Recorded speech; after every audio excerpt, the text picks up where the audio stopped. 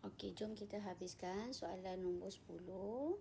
Okey, soalan nombor 10 bagi trial Pulau Pinang. Okey, Raja 9.1 menunjukkan aplikasi tindak balas redoks dalam kehidupan harian.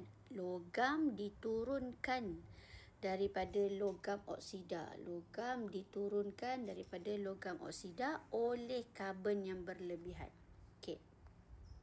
Apa beza sebenarnya antara logam disesarkan, penyesaran logam dengan logam diturunkan?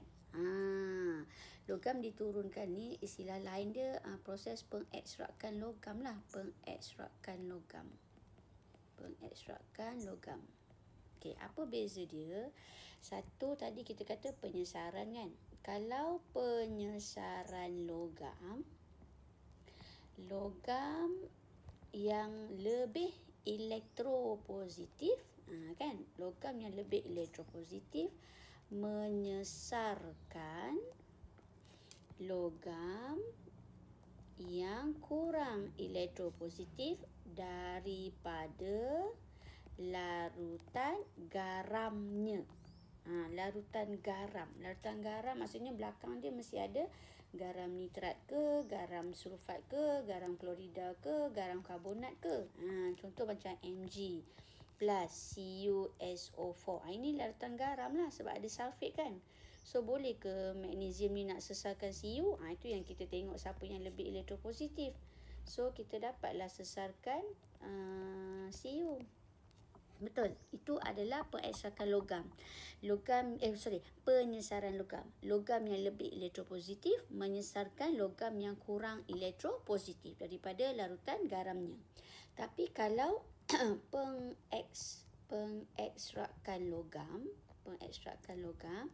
dia lebih kurang sama. Dia single kacau couple juga.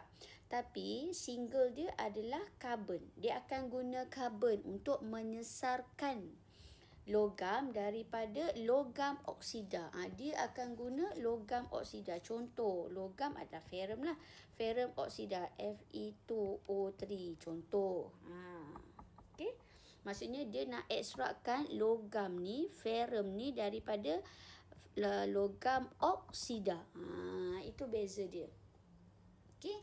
So, bila yang ini, cikgu biasa guna satu siri tu je lah. Kalau nak cantik, mesti amal zikir harian. Fendi sebut pada cucunya Aminah. Okay, ini cikgu selalu guna yang ni je. Senang sebab untuk formula empirik sekali.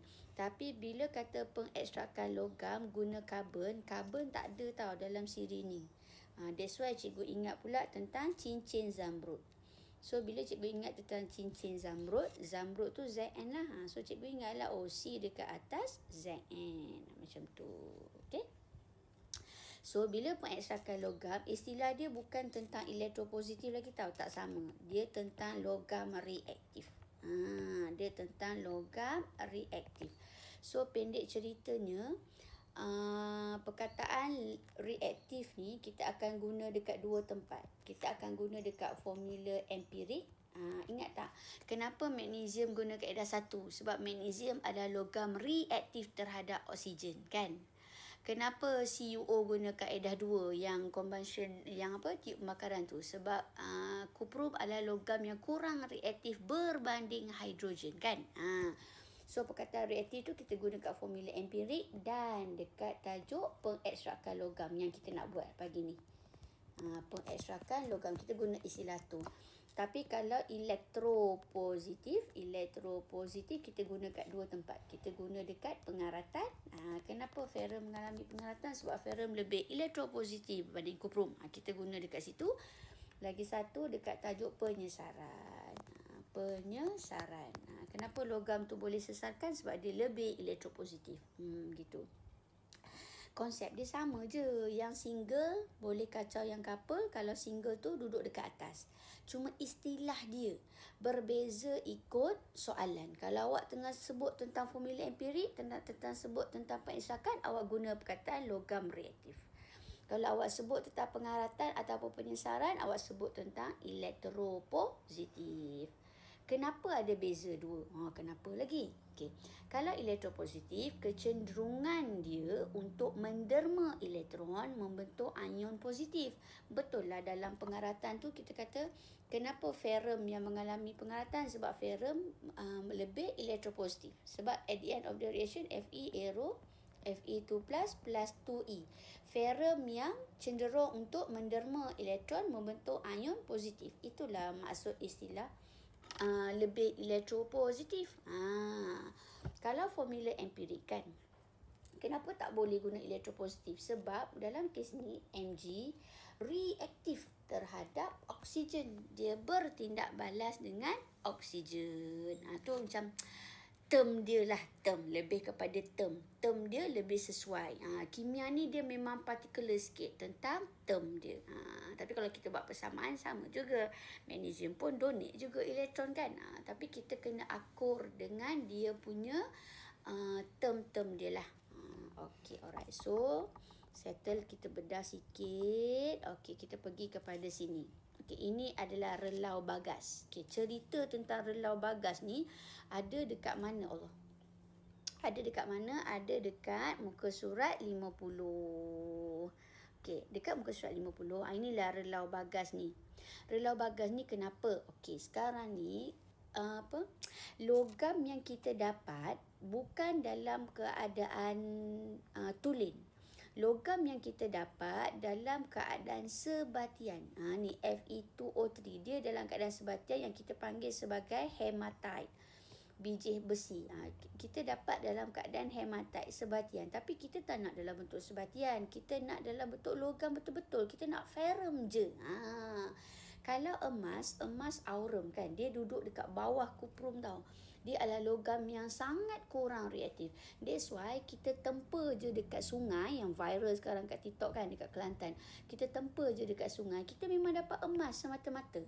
Sebab dia adalah logam yang kurang reaktif, so dia tidak react dengan unsur lain. Tapi ferrum ni adalah terbentuk dalam keadaan sebatian hematite. Tapi kita nak guna untuk industri, kita nak dalam keadaan logam saja. That's why lah hematite yang kita dapat ni mestilah melalui proses pengekstrakan logam. Itu yang dia kata pengekstrakan logam daripada bijinya. Okey. Contohlah dalam kehidupan seharian kan, buat air teh guna serbuk teh. Kita bukan nak minum dengan serbuk-serbuk sekali. Kita nak minum teh saja. That's why kita ada penapis. Macam itulah lebih kurang cerita dia. Okey. So bila nak ekstrakkan logam ataupun ferrum daripada hematite, mestilah menggunakan relau bagas. Okey, so apa yang berlaku? Dia ada 3 zon. Zon 1, zon 2, zon 3. Okey. Dalam kes ni kita akan guna arang kok ataupun karbon dengan gas oksigen. Arang kok dekat dalam ni. Ini dalam ni ada arang kok, ada karbon, ada banyak karbon. Kemudian kita akan supplykan oksigen panas. Kita akan supplykan oksigen panas. So apa yang berlaku adalah karbon bila bertindak balas dengan oksigen panas, kita akan menghasilkan karbon dioksida. So tindak balas ini akan menghasilkan CO2. Okey. So bila kita dah hasilkan CO2, dalam ni tadi masih ada lagi berbaki karbon yang belum bertindak balas. Masih ada lagi berbaki. So apa yang berlaku adalah karbon dioksida yang terhasil tu pula bertindak balas pula dengan karbon. Itu yang terjadi dekat zon 2. Dekat zon 2 karbon tadi tu, karbon yang berbaki tadi bertindak balas dengan karbon dioksida yang terhasil tadi menghasilkan karbon monoksida. Ini dekat zon 2. Karbon dioksida yang terhasil bertindak balas dengan arang kok yang berbaki. Okey, lepas tu apa yang berlaku pula? Okey. Dekat dalam ni, dekat zon 2 ni macam mana pun mesti ada lagi berbaki karbon tu tadi. So dekat zon 3, kita punya hematite tadi tu bertindak balas dengan karbon yang berbaki. Ini yang kata pengekstrakan logam ni tadi. Sebab bila kita tengok siri ni tadi, karbon duduk dekat atas kan. Ferrum duduk dekat bawah. So maksudnya karbon boleh extractkan ferrum. Istilah dia extract. Kalau sama istilah sebelum ni sesarkan. Single boleh kacau couple lah gitu. So karbon boleh extract ferrum. Sebab karbon lebih reaktif. That's why lah dekat sini tindak balas tu berlaku. Hematite tadi tu bila bertindak balas dengan karbon, karbon boleh extractkan ferrum ni keluar. So karbon dengan untuk karbon dioksida.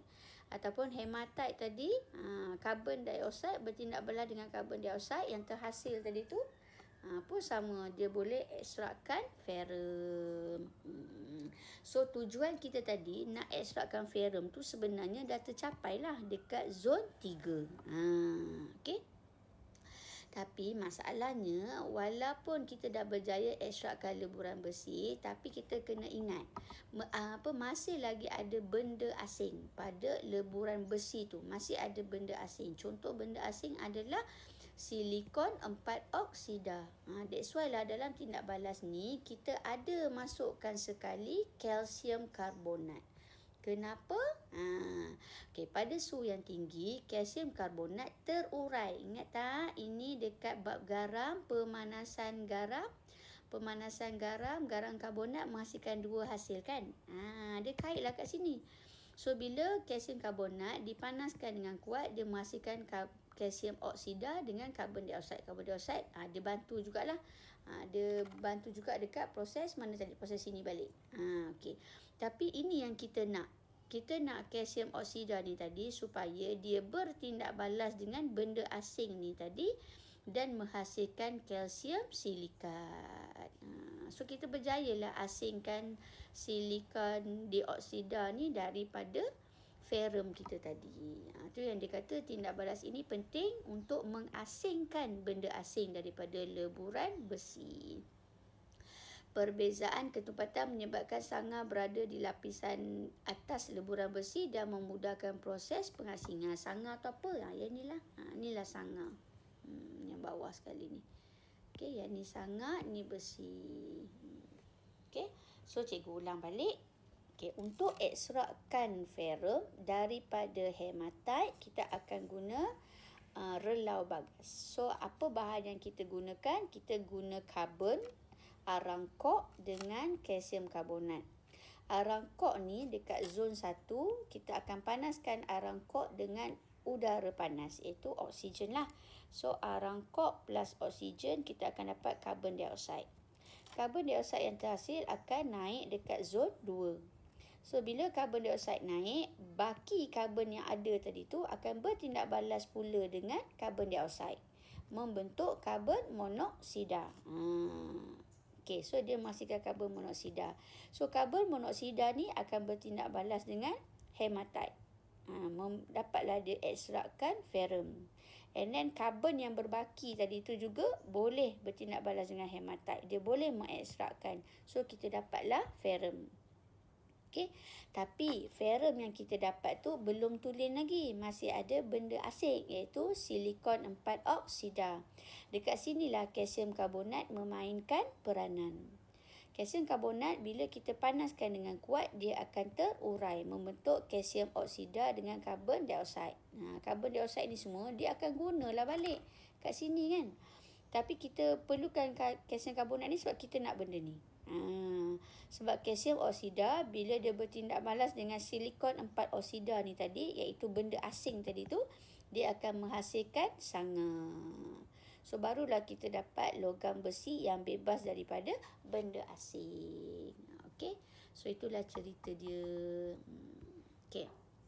So berbalik pada soalan. Okey, tulis persamaan kimia seimbang bagi tindak balas di dalam relau bagas jika logam oksida strontium 4 oksida diturunkan oleh karbon berlebihan. So dia bagi kat sini, dia minta yang inilah. Strontium 4 oksida. Bila strontium 4 maksudnya SN4+, oksida O2-. Darab silam SN2O4, kecilkan, bagi dengan 2 kan. So kita akan dapat SNO2. Okey, diturunkan oleh karbon berlebihan untuk membentuk logam strontium dan karbon dioksida. Tulis persamaan. Okey. So dia dah kata persamaan dia nak strontium 4 oksida ni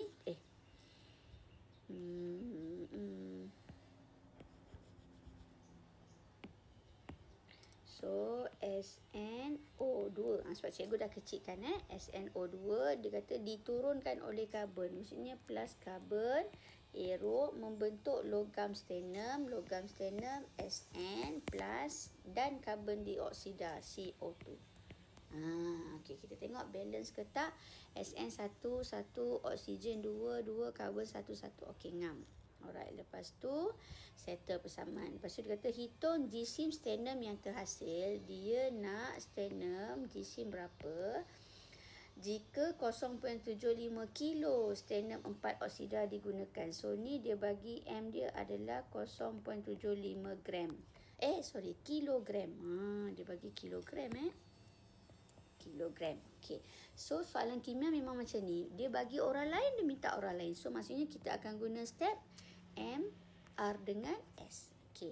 So M, kita ada jisim. So kalau jisim bagi dengan jisim molar. Tapi kita kena ingat, dia bagi tu dalam unit kg yang kita dah pernah buat sebelum ni kan. So bilangan mol SNO2 adalah 0.75 darab dulu dengan 1000. Sebab cikgu nak tukar dia dalam gram. Unit jisim mesti dalam gram.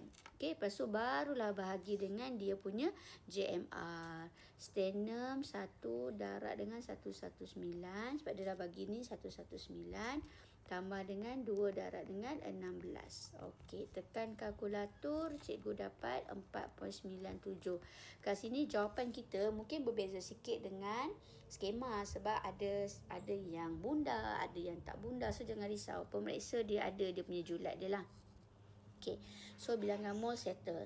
Sekarang ni kena buat R. R adalah ratio. Ingat, bila buat ratio, belah kiri adalah apa yang kita ada. Kita ada tentang Sn. Belah kanan adalah apa yang kita cari. Kita cari tentang, belah kiri adalah SNO2. Sebut tak cukup, sebut tak habis. Belah kanan apa benda yang kita nak cari, iaitu Sn.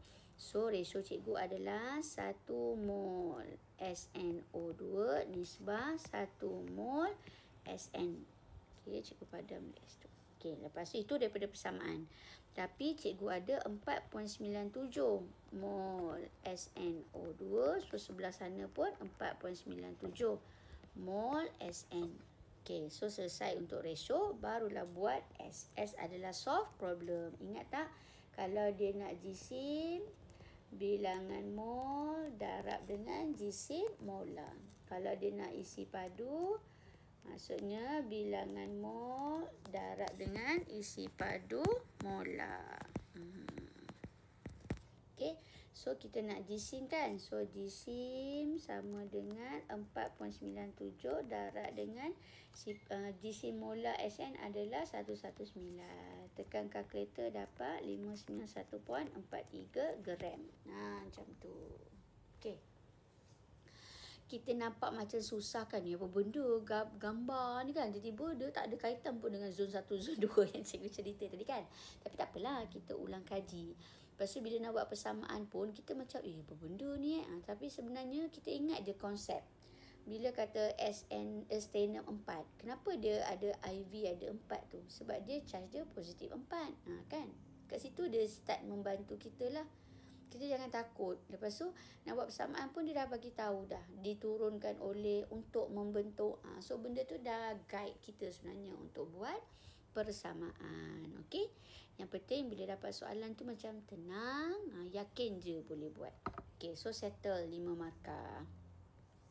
Okey, next. Adakah pengekstrakan aluminium daripada aluminium oksida menggunakan kaedah yang sama? Berikan alasan anda. Aluminium. Boleh ke aluminium nak guna kaedah yang sama? Boleh ke karbon ni nak sesarkan aluminium yang berada di atas dia? Boleh ke tak boleh? Tak boleh lah kan? So, jawapannya adalah tidak. Sebab dia kata boleh ke guna kaedah yang sama? So, jawapan dia tidak. Kenapa? Sebab aluminium lebih apa? Lebih elektropositif ke lebih reaktif? lebih reaktif berbanding karbon. Jangan kata elektropositif lah. Ingat tentang ni Ingat tentang ni. Okay. Alright, settle 2 markah. Nasib kita buat Pulau Pinang ni tahu, sebab kita tengok dia ada banyak soalan yang tak ada dekat negeri lain. At least kita boleh standby lah ulang kaji kan. Okey, yang ni pun sama juga. So, Rajas 9.2 menunjukkan kaedah yang digunakan untuk mencegah saluran paip besi bawah tanah menjadi terkakis. Biasanya kalau mencegah ni, dia akan cat, sapu grease ke, ataupun dia akan lilitkan dengan logam yang lebih elektropositif kan. Tapi yang ini dia tak lilit. Dia letak blok magnesium. Maksudnya ni macam mana kapal untuk mengelakkan badan kapal tu daripada berkarat. Cikgu rasa cikgu ada lah buat video animasi dekat TikTok. Okay. So nanti awak carilah dekat TikTok, ada cikgu ada buat video animasi satu. Okay, so kita tengok kenal pasti kaedah yang digunakan. So kaedah adalah logam korban. Kaedah dia adalah perlindungan logam korban. Maksudnya kita korbankan magnesium demi untuk menyelamatkan paip bawah tanah ni. Itu kata perlindungan logam korban. Okey. Kemudian tuliskan setengah persamaan bagi tindak balas anod dan kathod. So kita ada blok magnesium Mg. Kita ada paip besi adalah ferrum. So siapa yang lebih elektropositif? Yang lebih elektropositif adalah magnesium. So magnesium lah yang akan jadi anod. Yang kurang elektropositif akan jadi dekat kathod. Okay, so dia nak setengah persamaan bagi tindak balas di anod. Ingat tak ni tentang pengaratan? Ingat tak? Nanti tengok balik cikgu punya video pengaratan tu, ada cikgu dah buat video dah. So bila magnesium lebih elektropositif, so magnesium akan jadi anod tau. So bila menjadi anod, ingat tak anod anod, negative terminal untuk elektrolisis lah ataupun sel kimia. O ni undergoes oxidation. D ni yang penting, donate electron. So bila kata magnesium donate electron, so persamaan dia adalah Mg aero Mg2 plus 2E. Magnesium lebih elektropositif, so magnesium yang akan mengalami pengoksidaan. That's why lah paku besi ni terselamat. Tak adalah ferrum mengalami pengoksidaan. Fe aero Fe2 plus 2E, benda ni tak terjadilah. Sebab magnesium yang lebih elektropositif. Okey, so kita dapatlah menghalang paip besi tu daripada berkarat, terkakis. Okey. So dekat anod adalah magnesium. So dekat kathod berbalik-balik pada syarat pengaratan. Syarat pengaratan mesti ada air dengan oksigen. So ini adalah anod, so ini adalah kathod. So dekat kathod kita ada air 2H2O dengan gas oksigen menerima 4 elektron menghasilkan 4 ion hidroksida. Okay. Alright, settle. Okay, set. Kemudian, okay, this one. Ni pun cikgu macam nasib baik cikgu buat. Okay, sebab apa kita tengok tau. Rajas 9.3 menunjukkan susunan radas untuk menjalankan elektrolisis bagi larutan natrium klorida 0.0001. Dia bagi klorida. Bila klorida ada halida, kita kena hati-hati. Dia akan boleh pergi kepada faktor 1, dia akan boleh pergi kepada faktor 2. Okay. So bila faktor 1, confirm lah untuk cair 0.0001. Ini memang cair lah. So dia akan pergi kepada faktor 1.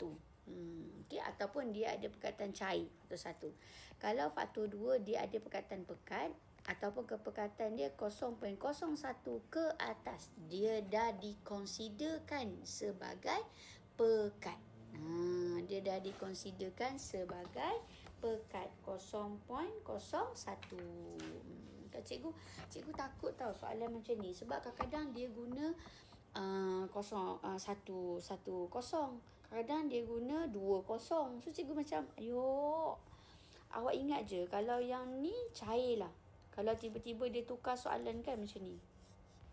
Dia kata jika eksperimen diulang dengan menggunakan larutan klorida 0,01 menggantikan 0,0001. Maksudnya kalau ini cair, ini pekat lah. Benda tu lah yang membuat kadang cikgu macam pening juga. Okay. Alright, so sekarang ni kita guna asal dulu. Kita guna 0.0001. So faktor cair. Bila faktor cair maksudnya untuk anode nilai inode lebih negatif atau kurang positif. Untuk katot kita ambil yang nilai inode yang kurang negatif atau lebih positif. Ini kita punya clue lah untuk faktor 1. Okey. So berdasarkan Raja 9.3 dan jadual 5, terangkan tindak balas di anod dan katot. Penerangan anda perlu mengandungi senarai ion yang tertarik. Okey, sudah bagi tahu dah. Dia nak setiap elektrod. So kita ada anod, kita ada katot. Anod adalah terminal positif, so dia akan tarik anion. Dia akan tarik ion negatif. Katot pula terminal positif, so dia akan tarik kation iaitu ion positif. Dia berlawanan tau. Anode terminal positif, so dia akan tarik ion negatif. Katot terminal negatif, so dia akan tarik ion positif. Yalah, lelaki, perempuan kan. Mana ada lelaki dengan lelaki? Gitu. Okey. So dia nak macam tu. Kemudian dia kata, okey, kita ikut satu-satu. Ion yang tertarik. Okey, dalam larutan kita ada larutan apa tadi? Natrium klorida. Kita ada larutan natrium klorida. So cikgu ada Na+, Cl-, H+ dengan OH-. Okey, kenapa ada dua benda ni? Sebab dia kata larutan. Bila larutan adalah dua tu. Kalau leburan tak ada. Kalau leburan ada Na+ dengan Cl- je. Okey. Apa beza leburan dengan larutan? Kalau leburan, ambil gula letak dalam periuk, leburkan. Terus buat puding karamel. Itu adalah leburan. Tapi kalau ambil gula campur air, itu adalah larutan. Aqueous, dia dah ada air. Okey. So sekarang kita ada benda ni. Ion yang tertarik ke anod. Anod akan tarik anion. So kita ada Cl- dengan OH-. Katot akan tarik kation. So cikgu ada Na+ dengan H+. Okey, lepas tu dah selesai. Ion yang discharge secara pemilihan. Okey, so ion discharge. Okey, so bila kita kata faktor 1, kita kata faktor 1 tadi. Kenapa faktor 1? Sebab kepekatan dia cair. So kita akan guna faktor 1. Bila faktor 1, okey, untuk anod cikgu akan ambil yang lebih negatif atau kurang positif. So Cl- nilai dia positif 1.36, OH- nilai dia positif 0.34. So dua-dua ni nilai dia positif kan? Bila dua-dua positif, kita akan tengok clue yang inilah. Anode mesti ambil yang kurang positif. So kurang positif maksudnya cikgu akan ambil OH-. Macam tu. Okey. Lepas tu dekat katot pula. Dekat katot kita kena tengok clue ni. Antara Na+ dengan H+. Kita nak ambil yang kurang negatif atau lebih positif. Sekarang ni nilai negatif 2.71 ni maksudnya dia lebih negatif. Nilai dia tinggi ni, 2.71 tinggi. So tak boleh ambil Na. So kita akan ambil H+. Macam tu lah. Okay, so dia kata sebab kenapa kita ambil OH- tadi? Sebab nilai ion OH- kurang positif berbanding ion Cl-. Kurang positif lah tadi kan. Sebab OH- positif 0.40, Cl- positif 1.86 ke 1.36 macam tu. Okey, yang ni pula pun sama. Nilai ion H+ lebih positif dari ion Na+. Guna je ni. Ni guna ni untuk F1. Okey. Settle. Lepas tu dah siap setengah persamaan. Okey, setengah persamaan. So OH minus samalah 4OH minus arrow to H2O plus O2 plus 4E. Perasan tak persamaan OH minus dia memang sama je, nampak ni dengan ni. Sama je, cuma dia terbalik. Kalau kita bermula daripada OH minus, dia macam ni lah. Tapi bila pengaratan, dia mula daripada air. Sebab pengaratan perlukan air dan oksigen. Dia terbalik je daripada persamaan tu kan.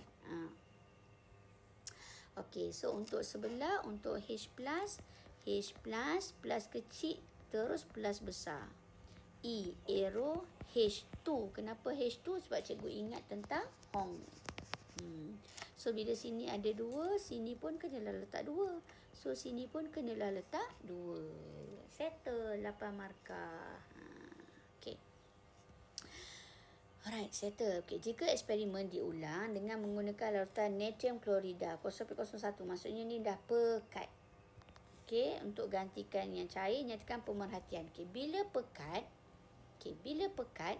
kita tak boleh pilih OH lagi dah.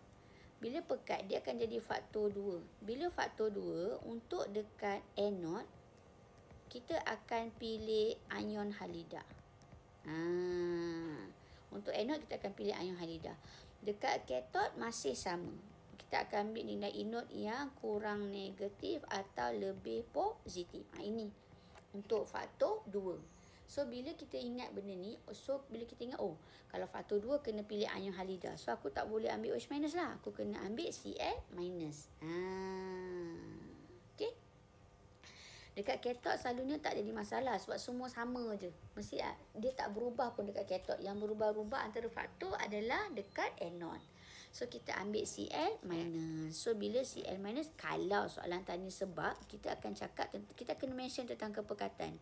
Kita tak boleh mention tentang nilai inod lagi dah. Sebab pemilihan faktor 2 bukan tengok nilai inod, tapi tengok kepada kepekatan.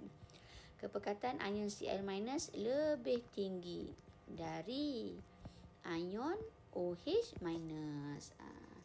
Kalau kita fikir logik lah kan. Contohlah macam air gula tadi tu kan. OH ni kan datang, Allah bateri pula. OH minus ni kan datang daripada air. Cl minus ni katakanlah datang daripada gula. So kalau gula yang pekat kan, gula banyak ke air yang banyak? Gula yang pekat. So confirm lah gula yang banyak. So yang dia ambil gula tu. Sama juga kat sini bila kata klorida pekat. So dia akan ambil klorida lah. Sebab kepekatan ion klorida lebih tinggi daripada ion hidroksida. Okey, bila kita buat persamaan, yang ni samalah 2H plus 2E arrow H2. Yang Cl minus ni pula sengkang kecil terus sengkang besar. Cl2 plus 2E 2. Kenapa Cl2? Sebab dia Hong tadi. Hong ni G grup 17 apa? Grup 17 fluorin, klorin, bromin, iodin kan. Okey. So, kita dah dapatlah hasil kat sini, hasil kat sini. Soalan minta pemerhatian. Dia minta pemerhatian. So, kalau pemerhatian, apa pemerhatian kita untuk gas klorin? Gelembung gas kuning kehijauan terhasil. Cikgu buat short form je. So, bateri nak habis. Gelembung gas kuning kehijauan terhasil. Kalau untuk gas hidrogen, gelembung gas tidak berwarna terhasil. Gitu. Boleh? Okay, so ni adalah soalan nombor 10. Itu saja.